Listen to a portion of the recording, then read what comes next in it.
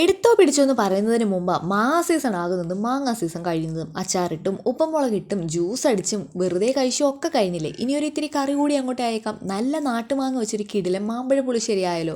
അതിനായിട്ട് മാങ്ങ നന്നായിട്ട് കഴുകി വൃത്തിയാക്കി അതിൻ്റെ തൊലിയൊന്ന് ഇളക്കി അങ്ങോട്ട് എടുക്കണം.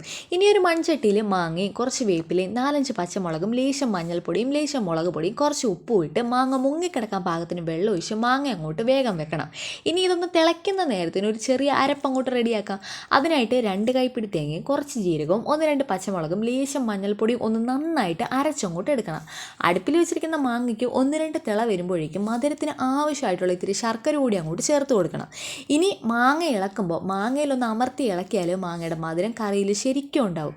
വെള്ളം ഒന്ന് കുറുകി വരുമ്പോഴേക്കും അരപ്പ് ഒഴിച്ച് കൂട്ടി ഇളക്കി ചെറിയ തിള വരുമ്പോഴേക്കും സ്റ്റൗ ഒന്ന് ഓഫ് ചെയ്ത് കുറച്ച് തൈര് കൂടി ഒന്ന് ഉടച്ച് ഒഴിച്ച് കൂട്ടി ഇളക്കി കഴിഞ്ഞ് ഒന്ന് ചെറുതായിട്ട് തണുക്കുമ്പോഴേക്കും കടുക് കൂടി താളിച്ച് കഴിഞ്ഞാൽ മാമ്പഴ പുളിശ്ശേരി റെഡി.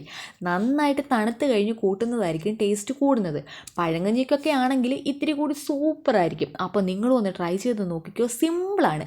വീഡിയോ ഇഷ്ടപ്പെടുകയാണെന്നുണ്ടെങ്കിൽ വീഡിയോ ഉറപ്പായിട്ടൊന്ന് സപ്പോർട്ട് ചെയ്തേക്കണേ.